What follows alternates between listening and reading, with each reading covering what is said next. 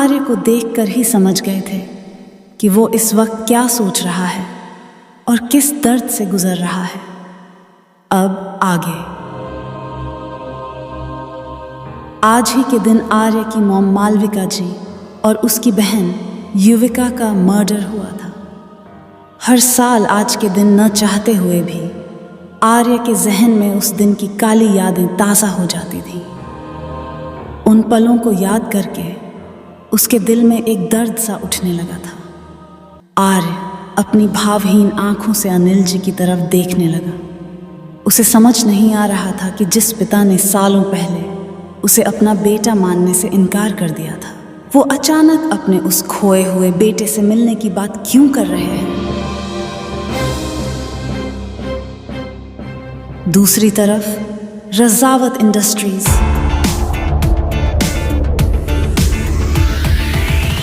Company के एक बड़े से हॉल में सभी एम्प्लॉयज बैठ गए। सभी डिपार्टमेंट के मैनेजर्स और मिस्टर रज़ावत की पीए मिस शिवानी सामने की तरफ लगे चेयर्स पर बैठे हुए थे। इन मैनेजर्स में दृष्टि भी थी, जो कि फाइनेंस डिपार्टमेंट की मैनेजर थी। उसके बगल में समर बैठा हुआ था। उनके साथ बाकी डिपार्टमेंट के मैनेजर्स भी शामिल थे। सबको ये इन्फॉर्मेशन मिल चुकी थी कि आज कंपनी के सीईओ मिस्टर गौतम रज़ावत रिटायरमेंट लेने वाले हैं। इसीलिए आज सबकी आंखें नम थीं, क्योंकि अब तक मिस्टर रज़ावत ने बहुत अच्छे से कंपनी संभाली थी। कंपनी की हर एक चीज से लेकर सारे स्टाफ्स का भी एक अच्छे लीडर की तरह ध्यान रखा था। वो सभी मिस्टर रज़ावत की गाइडेंस में फैमिली के एक मेंबर की तरह थे। सभी एम्प्लॉयज और मैनेजर्स मिस्टर गौतम की इस ग्रेट लेजेंसी को बहुत मिस करने वाले थे। मिस्टर गौतम स्टेज पर आए और माइक लेकर बोलना स्टार्ट किया। माय डियर एम्प्लॉयज, जैसा कि आप सभी जानते हैं, आज मैं अपनी कंपनी से रिटायरमेंट लेने वाला हूं। ये लंबा वक्त आप लोगों के साथ कैसे बीत गया, इसका पता ही नहीं चला। इस जर्नी में आप सबने मेरा बहुत सपोर्ट किया और मुझे इस काबिल बनाया कि मैं आप सबको लीड कर सकूं। So thank you for that. As you see, अपनी मेहनत से बनाई इस कंपनी से आप जैसे डेडिकेटेड और हार्ड वर्किंग एम्प्लॉयज से फेयरवेल ले पाना, it's a bit emotional for मी।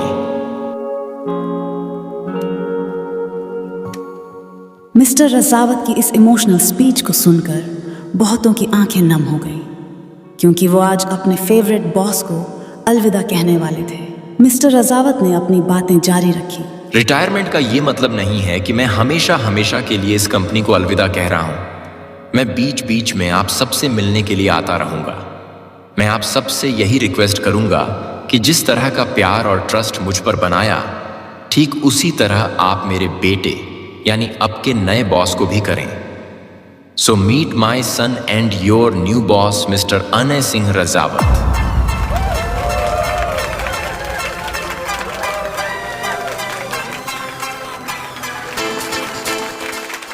पूरा हॉल तालियों की जोरदार गड़गड़ाहट से गूंज उठा। दृष्टि, जो कब से कुछ सोचने में गुम थी, जब उसने अपने कानों में अनय सिंह रज़ावत का नाम सुना तो उसके कान खड़े हो गए। वो अपनी शॉक्ड आंखों से सामने की तरफ देखने लगी। सामने वाले इंसान को देखकर तो दृष्टि को चक्कर आने लगा, क्योंकि सामने वाला शख्स अनय ही था। वही अनय जिसके साथ वो बदतमीजियां कर चुकी थी और आगे भी परेशान करने का प्लान बना रही। अनय ने एक नज़र अपने सारे एम्प्लॉयज पर डाली, लेकिन वो चेहरा उसे कहीं दिख नहीं रहा था जिसे देखने की चाहत अनय की थी। उसकी आंखें तो दृष्टि का चेहरा देखने के लिए बेकरार थी। फिर अचानक उसे दृष्टि नजर आई, जो दूसरे एम्प्लॉयज के पीछे छिपने की कोशिश कर रही थी। दृष्टि को देखते ही अनय की आंखों में जो चमक और होठों पर मुस्कान आ गई। अनय दृष्टि के फेस का एक्सप्रेशन देखकर मन ही मन जोर जोर से हंसने लगा। अब उसे कंफर्म हो गया था कि दृष्टि उसके ही ऑफिस में काम करती है, और तो और वो फाइनेंस डिपार्टमेंट की मैनेजर भी है। वो दृष्टि की तरफ देखते हुए मन ही मन बोला, क्या बात है मिस दृष्टि मेहता, आप तो मेरी ही एम्प्लॉय निकली। अब तो बहुत मजा आने वाला है काम करने में। ये सोचते हुए वो मन ही मन बहुत खुश हो रहा था, और इधर दृष्टि का तो बहुत बुरा हाल था। दृष्टि अनय की तरफ देखते हुए मन ही मन बोली, ओह गॉड, मैंने तो सपने में भी नहीं सोचा था कि जिस कॉफी शॉप वाले लड़के से मैं पंगा ले लूंगी वो मेरा बॉस निकलेगा। Please God, please save me from him. मुझे पता है ये अब मुझे नहीं छोड़ने वाले। ये सब सोचते हुए वो खुद को ही कोसने लगी। दृष्टि, तुझे बहुत शौक था ना अपनी कब्र खोदने का, अब भुगत। अब तो पक्का ये मुझे जॉब से निकाल देंगे। ओ गॉड, क्या करूंगी मैं, कहाँ जाऊंगी? मैंने तो अभी दूसरी जॉब के बारे में सोचा ही नहीं। दृष्टि इसी उधेड़बुन में लगकर वहां से धीरे धीरे खिसकने की कोशिश करने लगी, जिसे देखकर अनय अपनी हंसी दबा नहीं पा रहा था। दृष्टि ने जैसे ही जाने के लिए कदम बढ़ाया कि तभी उसके कानों में एक आवाज आई, क्या हुआ मिस मेहता, लगता है आप मेरे सीईओ बनने पर खुश नहीं हैं। यह सब बोलते हुए अनय दृष्टि की तरफ देखकर स्माइल कर रहा था, जैसे कि वो उसके डर के मजे ले रहा। उस वक्त मिस्टर गौतम भी अनय के साथ खड़े थे। दृष्टि खुद को रिलैक्स करते हुए बोली, नहीं, ऐसा कुछ भी नहीं है sir. I am so happy to see you. Anay उसकी तरफ मुस्कुराते हुए बोला, वो तो आपके चेहरे से पता चल ही रहा है कि आप कितनी खुश हैं। ये सुनकर दृष्टि अनय की तरफ देखने लगी। अनय के डैड मिस्टर रसावत दृष्टि की तारीफ करते हुए बोले, माया फेवरेट एम्प्लॉय, अपने वर्क को लेकर बहुत ही डेडिकेटेड और हार्ड वर्किंग है। You should love to work with her Anay. Anay Drishti की तरफ स्माइल करते हुए बोला, आई सी, या श्योर डैड, आपने बिल्कुल ठीक कहा। इनके साथ काम करने में बहुत मजा आने वाला है। क्यों मिस मेहता? दृष्टि अपने फेस पर जबरदस्ती की स्माइल लाते हुए बोली, जी सर। अनय दृष्टि के मजे लेते हुए बोला, मिस मेहता क्या हुआ? आप कुछ घबराई हुई सी लग रही हैं। मुझे बताएं क्या प्रॉब्लम है, मैं तुरंत आपकी प्रॉब्लम सोल्व कर देता हूं। दृष्टि अपने फेस पर फेक स्माइल जारी रखते हुए बोली, नो, इट्स ओके सर, मैं तो बस यूं ही, everything is all right sir. दृष्टि को जब कुछ समझ नहीं आया तो उसने अपना हाथ आगे बढ़ा दिया। बधाई हो सर। अनय ने भी अपना हाथ बढ़ाकर दृष्टि से हैंडशेक किया।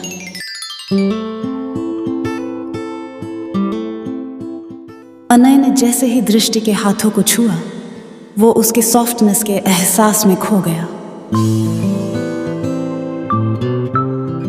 क्योंकि उसके हाथ रुई की तरह मुलायम थे। उसे हैंडशेक करने के बाद बाकी एम्प्लॉयज और सभी मैनेजर्स ने भी अनय को बधाई दी, लेकिन अनय अब भी दृष्टि का हाथ पकड़े हुए ही था, और वो महसूस कर रहा था कि दृष्टि अपना हाथ छुड़ाने की कोशिश कर रही थी, लेकिन अनय दृष्टि को परेशान करके उसके फेस के एक्सप्रेशन का मजा ले रहा था। मिस्टर रजावत एक और अनाउंसमेंट करने के लिए स्टेज पर गए और कहा, मैंने कल शाम अपने रिटायरमेंट और अपने बेटे के न्यू जर्नी की खुशी में एक पार्टी रखी है, जिसमें आप सब इनवाइटेड हैं। सबने मिस्टर रजावत के लिए एक बार फिर जोरदार तालियां बजाई। दृष्टि तो अभी भी शॉक में थी।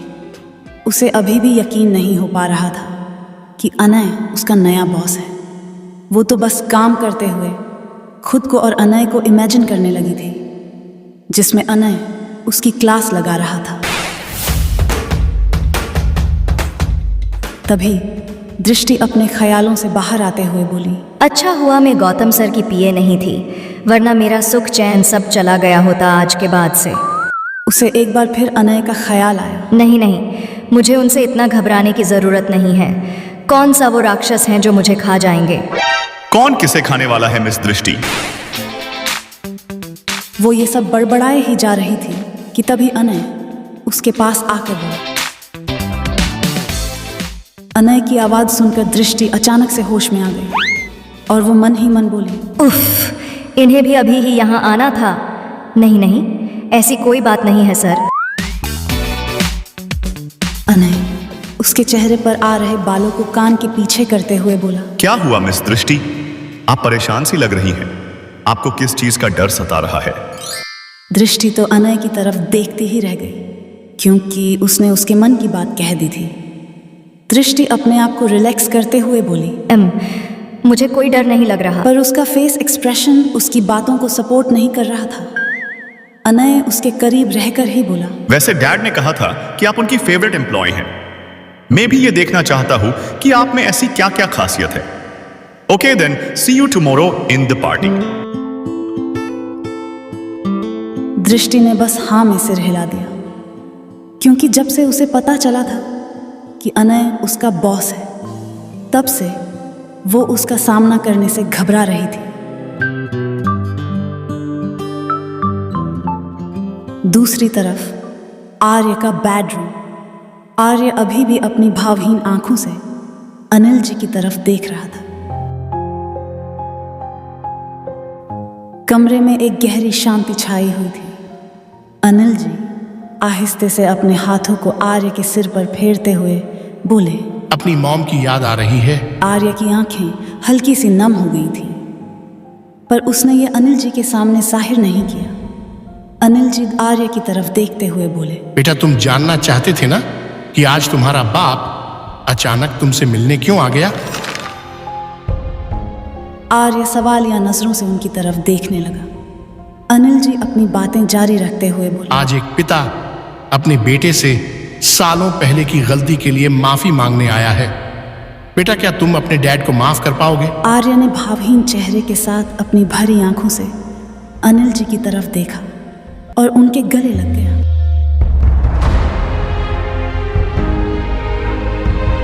अनिल जी की भी आंखों में आंसू आ गए। आज उन्हें आर्य को गले लगाकर एक अलग ही सुकून मिल रहा था। बाप बेटे के इस रिश्ते में तो सालों पहले किसी वजह से एक खटास पड़ गई थी। आज फिर दोनों मिल रहे थे, तो ऐसे में आंसुओं की बौछार तो होनी ही थी। आर्य अनिल जी के सीने से लगे हुए ही बोला, डैड, इतने सालों में मैंने आपको बहुत मिस किया। थैंक गॉड कि आप मुझे वापस मिल गए। मैं आज बहुत खुश हूँ। अनिल जी आर्य की पीठ को सहलाते हुए बोले, मुझे माफ कर दो मेरे बच्चे। अपनी बेटी और वाइफ के खोने के गम में मैं ये बिल्कुल ही भूल गया था कि मेरे बच्चे ने भी तो अपनी माँ और अपनी प्यारी बहन को खोया है।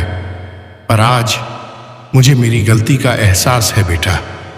मैं अपनी गलती का पश्चाताप करना चाहता हूँ और तुम्हारे साथ उन सारे पलों को जीना चाहता हूँ जो कई सालों से बेरंग पड़े थे। I love you dad. Anil ji Arya के माथे को चूमते हुए बोले, I love you too my son. Tania उनके बगल में खड़ी होकर दोनों को ऐसे देखकर स्माइल कर रही थी। उन्हें साथ देखकर तानिया की आंखें भी गीली हो गई थी। जब अनिल जी की नज़र तानिया पर पड़ी तो वो उसे बुलाकर अपने पास बिठाए और उसके सिर को सहलाते हुए बोले, आज अगर सालों बाद मैं अपने बिछड़े बेटे से मिल पाया तो इसके पीछे मेरी बेटी तानिया है। थैंक यू सो मच बेटा। तुमने नहीं मेरी युविका को मेरी जिंदगी में वापस लाया, बल्कि मेरे जिगर के टुकड़े से भी मुझे मिला दिया। मालविका जी और युविका की मौत के पहले आर्य और अनिल जी का रिश्ता बहुत गहरा था, पर उस दिन के बाद से दोनों में खटास आ गई थी। अनिल जी का उसे बेटा न माने जाने पर भी आर्य को अनिल जी की हमेशा फिक्र रहती थी, और ये बात अनिल जी जानते थे। तानिया अनिल जी के सीने से लग गई और कहा, डैडी, मुझे आज आप दोनों को साथ देखकर कैसा महसूस हो रहा है, ये मैं शब्दों में नहीं बता सकती। अनिल जी प्यार से तानिया का सिर सहलाने लगे। तभी उन्हें वेदांश का ख्याल आया तो वो पूछ बैठे, बेटा वेद? तानिया अनिल जी से स्माइल करते हुए बोली, डोंट वरी डैड, आपका वेद बिल्कुल ठीक है, उसे कुछ भी नहीं हुआ है। ये सब तो बस आपको एहसास दिलाने के लिए किया था। अनिल जी ने तानिया का सिर सहलाते हुए उसे ब्लेसिंग्स दी और कमरे से बाहर चले गए। तानिया डोर लॉक करने के लिए उठी और जब वो वापस मुड़ने ही वाली थी कि तभी पीछे से आर्य ने उसे हग कर लिया। उसने तानिया की कमर के चारों तरफ अपना हाथ लपेट लिया और अपने चेहरे को उसके कंधे पर रखकर आंखें बंद करके खड़ा हो गया। इस वक्त आर्य बहुत ही इमोशनल फील कर रहा था। उसकी पकड़ से ही तानिया समझ पा रही थी कि इस वक्त वो कैसा महसूस कर रहा है। तानिया ने आर्य के हाथ के ऊपर ही अपना हाथ रख दिया और पीछे से ही पलटते हुए उसके माथे को चूम लिया। इस बात में कोई शक नहीं था कि तानिया ने आज आर्य को एक बहुत पुराने दर्द से राहत दी थी, जिसका शुक्रगुजार आर्य शायद जिंदगी भर रहने वाला था।